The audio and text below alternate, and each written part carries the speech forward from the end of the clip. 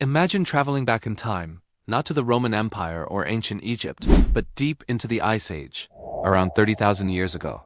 You're trekking through a frozen European landscape, and in the distance, you spot a group of people. As you get closer, something astonishing happens. You realize that if they were dressed in modern clothes, you wouldn't give them a second look on a busy city street. These people, known to us as Cro Magnon, were not the grunting, stooped figures of popular imagination. They were us. Anatomically modern humans, living in a world that was profoundly different from our own. Today, we're going to journey back to meet these ancient ancestors. We'll explore who the Cro Magnon were, how they lived, and why their existence forces us to completely rethink our timeline of what it means to be human. Forget the stereotypes. The story of Cro Magnon is the story of the dawn of the modern human mind, a story written in art, tools, and rituals long before the first cities were ever built. This isn't just a history lesson. It's a look in the mirror across a gulf of 30 millennia. First, let's clear up a common point of confusion. The term Cro Magnon isn't a formal scientific classification like Homo sapiens or Homo neanderthalensis. It's a historical nickname given to the first early modern humans discovered in Europe. The name comes from the Abri de Cro Magnon rock shelter in southwestern France, where the first skeletons were found in 1868. So, when we say Cro Magnon, we're essentially talking about our direct ancestors. Homo sapiens, who populated Europe during the Upper Paleolithic period, roughly from 40,000 to 10,000 years ago. What did they look like? Well, very much like people today. Forensic reconstructions based on their skulls show faces that would be entirely familiar. They were generally tall and robustly built. Men averaged around 5 feet 9 inches, which was taller than the average for many populations until just the last century or so. They had straight foreheads, a distinct chin, a feature unique to Homo sapiens, and a brain case shape identical to ours. If you were to sit opposite one, you wouldn't see an ape man, you would see a person. This physical modernity is a crucial starting point because it sets the stage for the real revolution, the one that happened inside their minds. These weren't people just struggling to survive. They were thriving, adapting, and innovating in a challenging Ice Age environment. Their toolkit was a quantum leap beyond anything that came before. They'd perfected the art of making long, slender blades from stone cores, a technique that was incredibly efficient. It allowed them to produce a greater number of sharp, versatile tools from a single piece of rock. These weren't just crude hand axes. They crafted specialized tools, burins for engraving, end scrapers for working hides, and fine, sharp points for hunting projectiles. And speaking of projectiles, they were master hunters. They didn't just chase down animals. They developed sophisticated hunting technologies, including the spear thrower, or atlatlat. This device acted as an extension of the arm, allowing them to hurl a spear with incredible force and accuracy from a safe distance. This was a game changer. It meant they could hunt large, dangerous Ice Age megafauna like woolly mammoths, giant bison, and wild horses with greater success and less risk. They understood animal behavior, seasonal migrations, and how to work together in coordinated groups to bring down prey far larger than themselves. Their diet was rich and varied, supplemented with fish, birds, and edible plants. But the most captivating evidence of the Cro Magnon mind isn't found in their hunting tools, but in the dark, silent depths of caves. This is where their humanity shines brightest. Imagine venturing deep underground with only the flickering light of an animal fat lamp to create breathtaking works of art. The caves of Lascaux in France and Altamira in Spain are world famous for a reason. They are prehistoric art galleries, covered in stunningly realistic and dynamic paintings of animals. Horses, bison, deer, and mammoths gallop across the rock walls, painted with mineral pigments like ochre and manganese dioxide. These aren't just doodles. Many artworks show a sophisticated understanding of perspective and motion. Some animals are even drawn with extra legs to suggest movement, like a primitive form of animation. Why did they do this? We can never know for sure, but the theories are fascinating. Were these paintings part of hunting rituals, meant to magically ensure a successful hunt? Were they spiritual or shamanistic, depicting visions from a trance state? Or were they simply stories, a way of recording the world and passing knowledge from one generation to the next? Whatever the reason, this art is undeniable proof of symbolic thought, the ability to make one thing stand for another. This is the bedrock of all human culture, language, and religion. And the art wasn't limited to cave walls. Cro Magnon people adorned their own bodies. They crafted intricate jewelry from shells, animal teeth, and ivory beads. In sites like Sungir in Russia, archaeologists found skeletons buried with thousands of meticulously carved mammoth ivory beads that would have been sewn onto their clothing.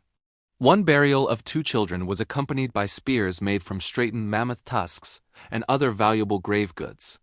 This tells us something profound. The act of burying the dead with such care and with valuable objects suggests a belief in an afterlife, or, at the very least, that the deceased held a special status in their community. It points to ritual, ceremony, and a complex social structure. They also created some of the first sculptures. The famous Venus figurines, small statuettes of female figures with exaggerated features, have been found across Europe. The most well-known is the Venus of Willendorf. Again, their exact purpose is debated. Were they fertility symbols, religious icons, or even a form of prehistoric erotica? Whatever they were, they represent the ability to think abstractly and create symbolic objects. They were making art for art's sake or for a purpose that went far beyond mere survival. This explosion of art, technology, and ritual is what archaeologists call the Upper Paleolithic revolution. It signals the arrival of what we might call psychological modernity. Their brains were the same size as ours, but more importantly, they were beginning to use them in the same ways we do. They could plan for the future, use complex language, though we'll never know what it sounded like, and build a shared culture based on symbols and stories. They lived in a world without writing, without cities, without agriculture, yet their inner world may have been as rich and complex as our own. This is a powerful idea to wrap our heads around. We often have a bias toward progress, thinking that people in the past were somehow less intelligent or less developed than we are. We associate modernity with the agricultural revolution, the rise of cities, or the scientific enlightenment. But Cro Magnon shows us that the modern human mind was fully operational tens of thousands of years before any of that. The capacity for art, for spirituality, for complex social life, and for innovation was already there. The hardware and the operating system were fully installed. Agriculture and civilization weren't the cause of our modernity. They were the result of it. So when we look at the face of a Cro Magnon reconstruction, we're not looking at a primitive stranger. We are looking at a founder, an innovator, an artist. We are looking at a person who felt joy, grief, and wonder. Someone who looked up at the same stars we see and tried to make sense of their place in the universe. They were the trailblazers who laid the cognitive foundations upon which everything we've since built rests. They survived the Ice Age, and in doing so, they ensured that we could one day walk on the moon. Their story is our story. It's the first and perhaps most important chapter in the Epic of Us. Picture this. It's 40,000 years ago. Europe is a harsh, unforgiving world, locked in the grip of the last Ice Age. Herds of mammoth, woolly rhino, and giant deer roam the vast frozen steppes. And living among them are our direct ancestors, a group of early modern humans we call Cro Magnon. They weren't just surviving here. They were thriving. How? The secret lies not just in their strength or their smarts, but in the revolutionary technology they held in their hands. This is the story of how a toolkit didn't just change the game, it created a whole new one.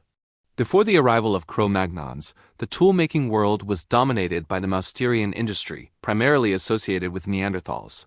Their tools were effective, no doubt sturdy hand axes and flake tools that got the job done for hundreds of thousands of years. But when Cro Magnons entered the scene, they brought with them a technological explosion.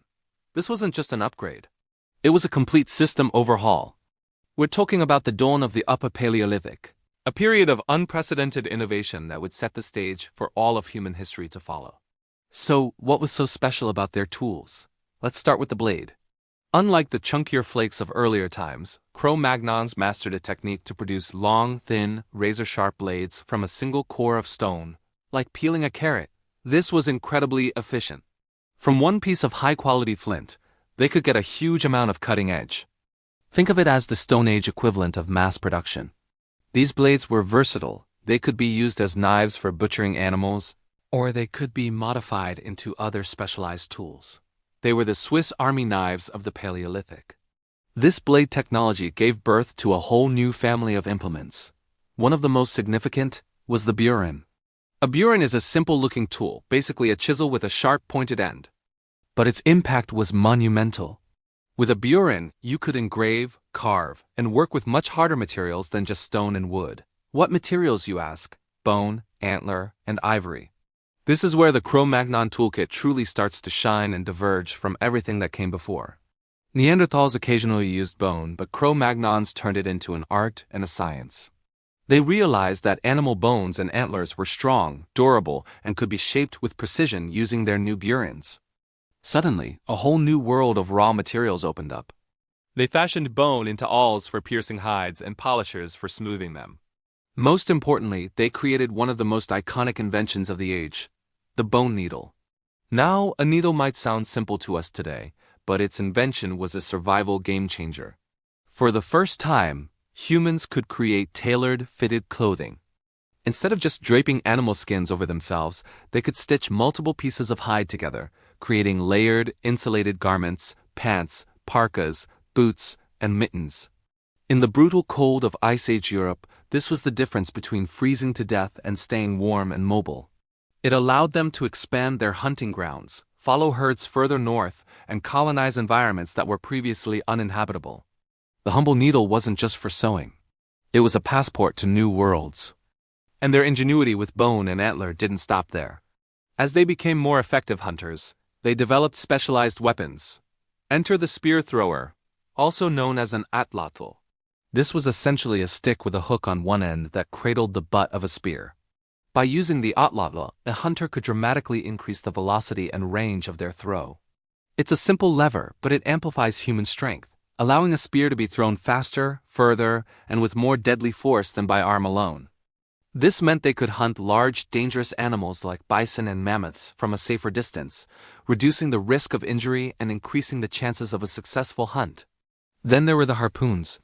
Carved from antler, these barbed points were attached to a line. They were perfect for hunting aquatic resources, large fish like salmon, or even marine mammals. The barbs would lock the point into the animal, preventing it from escaping. This shows us that Cro Magnon society wasn't just focused on big game on the plains. They were systematically exploiting a wide range of food sources, from rivers to coastlines, making their food supply more stable and reliable. So we have sharp blades, precision chisels, needles for tailored clothing, and advanced hunting weapons like spear throwers and harpoons. This toolkit represents a massive leap in cognitive ability. To create these tools, you need foresight and planning. You have to know where to find the right flint, understand how to prepare the core, and visualize the blades you want to create. To make a bone needle, you need a multi-step process. Select the right bone, shape it, drill a tiny eye, a task requiring immense patience and fine motor control. This complexity hints at something deeper happening in their societies. Such specialized skills probably weren't known by everyone. It's likely that certain individuals were expert toolmakers, passing down their knowledge through generations. This suggests a division of labor and a more complex social structure. Teaching and learning these intricate techniques would have required sophisticated language. You can't just demonstrate how to knap a blade core perfectly. You need to explain the nuances, the angles, the amount of force. Furthermore, these tools weren't just about pure function. They were often beautifully decorated. We find spear throwers carved into the shape of a mammoth or a leaping horse. We see intricate geometric patterns engraved on the bone tools. This is where technology, art, and symbolism intertwine. These objects weren't just for killing or cutting, they held meaning. The carvings might have been related to hunting magic, clan identities, or stories passed down through the generations. The tool became an extension not just of the hand, but of the mind and the culture. This new technology created a positive feedback loop. Better tools led to more successful hunting. More food meant a larger, healthier population. A larger population could support more complex social structures and allow for more individuals to specialize in tasks like toolmaking or art. This security and stability gave them the leisure time to innovate even further, to experiment with new techniques, and to create the stunning cave paintings and sculptures they are so famous for. Their technology didn't just help them adapt to the environment. It allowed them to actively shape their own destiny. By creating tools that could create other tools, Cro Magnons developed what we might call a meta-technology. A burin wasn't just for making one thing. It was a key that unlocked the potential of bone, antler, and ivory, leading to an explosion of other inventions. This ability to think abstractly, to plan in stages, and to combine different technologies is a hallmark of modern human cognition. Their toolkit is the physical proof of a mind that could think in new, complex, and symbolic ways. So when we look at a tiny 30,000-year-old bone needle or a finely crafted spear point, we're not just looking at a primitive artifact. We're looking at the blueprint of our own success. We're seeing the ingenuity that allowed our ancestors to conquer a continent during an ice age. We're seeing the birth of fitted clothing, the dawn of advanced hunting strategies, and the first fusion of art and technology. The Cro Magnon toolkit was more than just stone and bone. It was a revolution in thought, a catalyst for social change, and the foundation upon which our modern world was ultimately built. Imagine stepping back in time, 40,000 years ago, into a world lit only by flickering torches and the stars. This was the world of the Cro Magnon, our direct ancestors, who lived across Ice Age Europe, but they weren't just surviving. They were creating.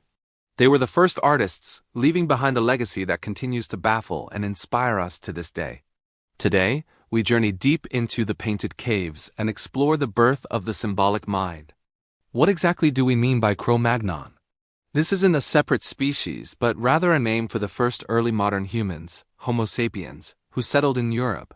They looked like us, they thought like us, and they possessed something truly revolutionary, a mind capable of abstract and symbolic thought. And we know this because they left their mark, quite literally, on the walls of caves, in carved bones, and in sculpted stone. The Upper Paleolithic period, which began around 40,000 years ago, witnessed what some call a creative explosion. Suddenly, across the continent, art appeared. And it wasn't crude or primitive, far from it. This art was sophisticated, dynamic, and full of life. It's a profound shift in the archaeological record, a signal that something fundamental had changed in the human brain. These weren't just doodles. They were messages from a world we can barely imagine. Let's venture into one of the most famous examples, the Lascaux Cave in France. Discovered in 1940 by a group of teenagers, its walls are a breathtaking gallery of prehistoric life. Hundreds of paintings depict animals that roamed the Ice Age landscape. Massive bulls, herds of horses, graceful deer, and formidable bison. The artists used natural pigments like charcoal for black and ochre for shades of red, yellow, and brown. They didn't just paint outlines. They used the natural contours of the cave walls to give their creations a three-dimensional feel. A bulge in the rock becomes the powerful shoulder of a bison. A crack becomes the animal's leg. This is not the work of simple minds. This is the work of keen observers, master draftspeople who understood perspective, movement, and form. What's truly fascinating is what they chose not asterisk to paint. They rarely depicted full landscapes, plants, or the sun. And human figures are strangely scarce and often depicted as simple stick figures, a stark contrast to the realistic and detailed animal portraits. Why this focus on the animal world? This is the great mystery that archaeologists and art historians have debated for over a century. One early theory was art for art's sake. Perhaps they were simply decorating their living spaces, driven by a purely aesthetic impulse.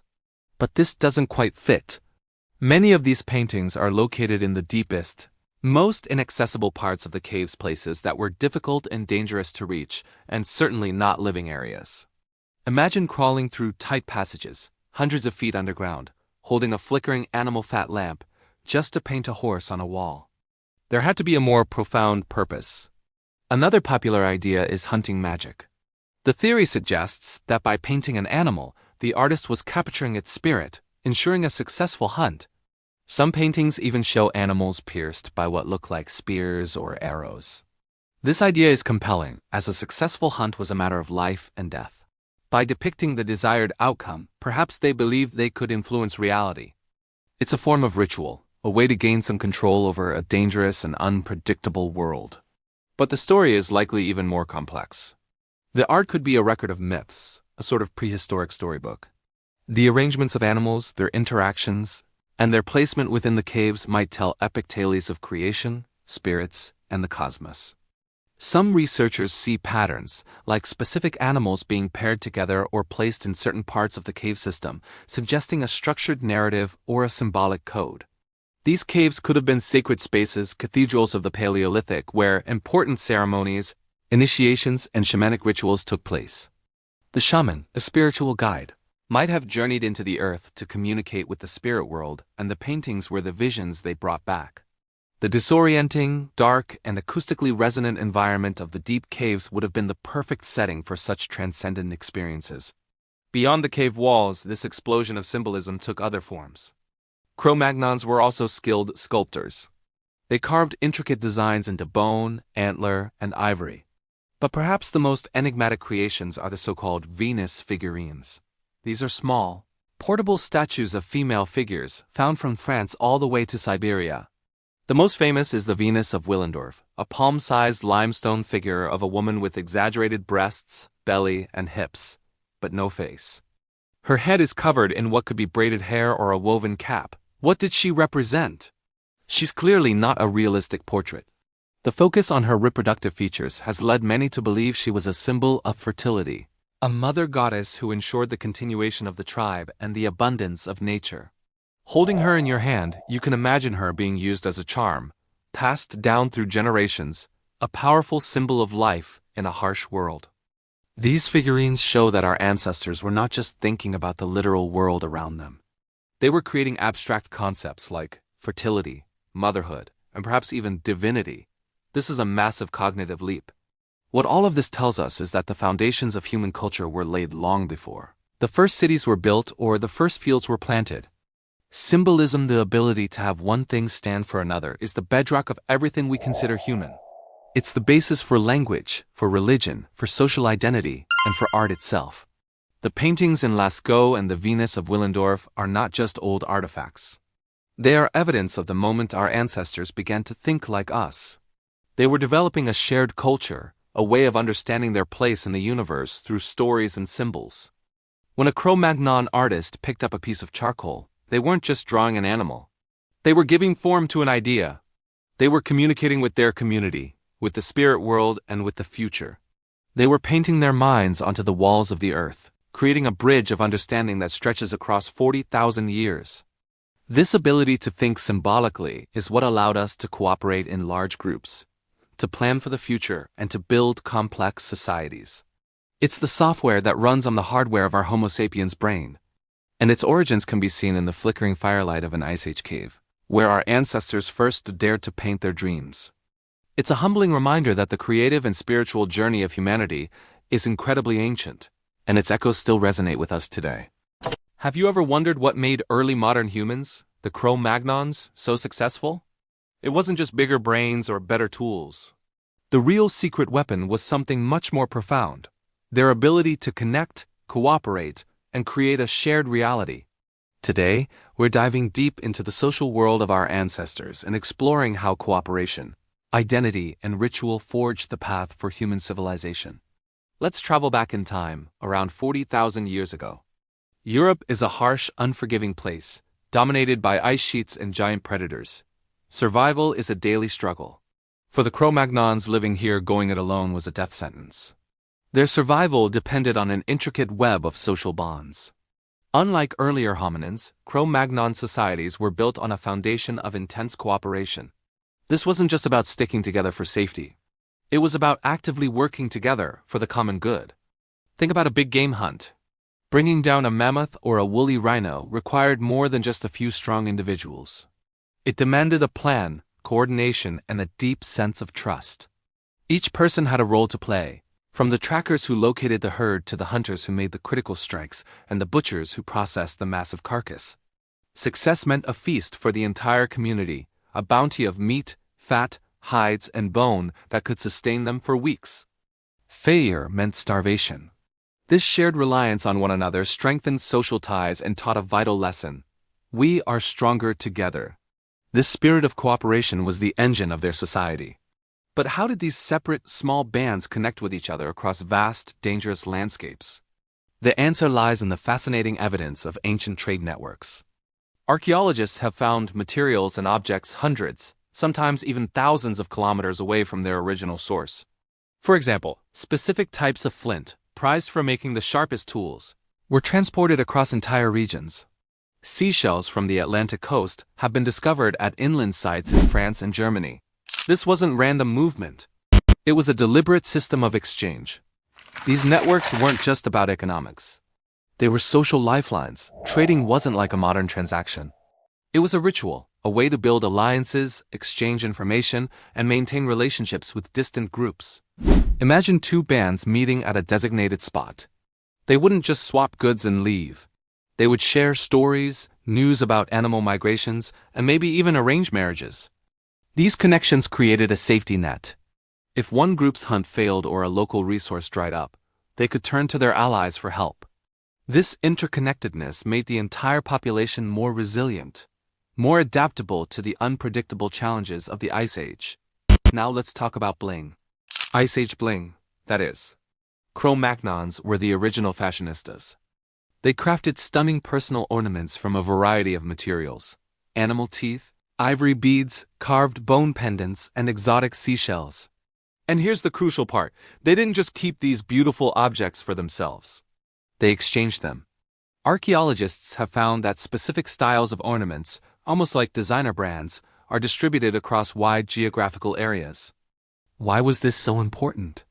These ornaments were more than just decoration. They were symbols of identity. Wearing a certain type of necklace or pendant instantly signaled who you were and where you came from. It was a visual language that said, "I belong to this group," or "I am part of this cultural network." When you met a stranger, wearing a familiar style of ornament, you instantly knew they were a friend, not a foe. You shared a common cultural background, a set of rules and beliefs. This shared identity was essential for building the trust needed for long-distance trade and cooperation. It allowed people to move safely between different groups, knowing they would be recognized and welcomed. This brings us to one of the most powerful clues about the Cro Magnon mind: their burial practices. For the first time in the human story, we see elaborate, intentional burials. These weren't just simple disposals of the dead. They were profound rituals filled with symbolic meaning. Take the famous Red Lady of Paviland in Wales, actually a young man who was buried covered in red ochre, a powerful pigment and accompanied by ivory rods and rings. Or the double burial of two adolescents at Sunjir in Russia, who were laid to rest head to head, adorned with thousands of meticulously carved ivory beads, mammoth ivory spears, and other precious grave goods. What do these burials tell us? They show us that these people had a complex understanding of life, death, and what might come after. The careful arrangement of the body, the inclusion of valuable objects, and the use of pigments like red ochre all point to a belief in a symbolic world beyond the purely practical. These rituals affirmed the value of the individual within the group. Burying someone with such care and wealth wasn't just about honoring the dead. It was a powerful statement to the living. It reinforced the group's shared identity and their collective beliefs about their place in the universe. It was a communal act that brought people together in a time of loss and strengthened their social bonds.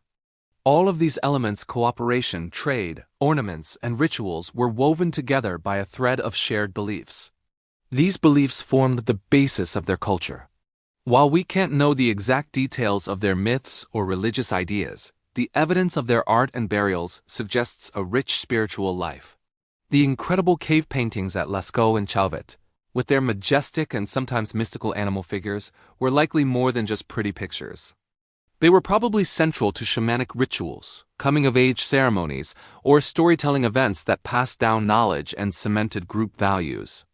These shared beliefs provided a common framework for understanding the world. They answered the big questions: where do we come from? What are the rules of our society? What is our relationship with the animal world? By participating in rituals and sharing a common symbolic language, Cro Magnon strengthened their group cohesion. Everyone was on the same page, working towards the same goals, and bound by the same moral code. This unity was a huge advantage. In the end, the Cro Magnon success story is a story of the social brain. Their culture was not just an optional extra. It was their primary adaptive tool. While Neanderthals, who lived in smaller, more isolated groups, eventually disappeared, Cro Magnons flourished. Their ability to form large, cooperative networks, to communicate identity through symbols, and to bind themselves together with shared rituals and beliefs, gave them an unparalleled edge. They created a social safety net that allowed them to innovate, expand, and ultimately survive the harshest of conditions. So the next time you collaborate on a project, share a joke with a friend, or wear something that expresses your identity, remember the Cro Magnons. We are their descendants, and the social instincts that they honed tens of thousands of years ago are still the foundation of our world today. The human journey has always been a collective one. Have you ever wondered where your creativity comes from? Or your ability to plan for the future, to tell stories, to build complex societies? We often look to recent history for the roots of civilization, thinking of ancient Sumeria, Egypt, or the agricultural revolution. But what if I told you that the blueprint for who we are today was laid down tens of thousands of years earlier by a group of our ancestors known as the Cro Magnons? Today, we're journeying back in time, not just to look at fossils and stone tools, but to uncover the cognitive and cultural legacy of these remarkable people. This isn't just a story about the past. It's the story of the fundamental software that still runs in our modern minds. Let's start by clearing up a common misconception. The term Cro Magnon isn't used much by scientists today. It originally referred to the first fossils of early modern humans, Homo sapiens, found in the Cro Magnon rock shelter in France back in 1868. These were on a separate species from us. They were us. They were simply the first anatomically modern humans to arrive in Europe, around 45,000 years ago. So, when we talk about Cro Magnons, we're really talking about our direct European ancestors, the pioneers who stepped into a continent then dominated by Neanderthals. For a long time, the narrative was simple. Modern humans arrived, and the Neanderthals disappeared. It was seen as a straightforward replacement. But the real story is far more interesting and complex. Genetic evidence now shows that our ancestors interbred with Neanderthals. Many of us today carry a small percentage of Neanderthal DNA.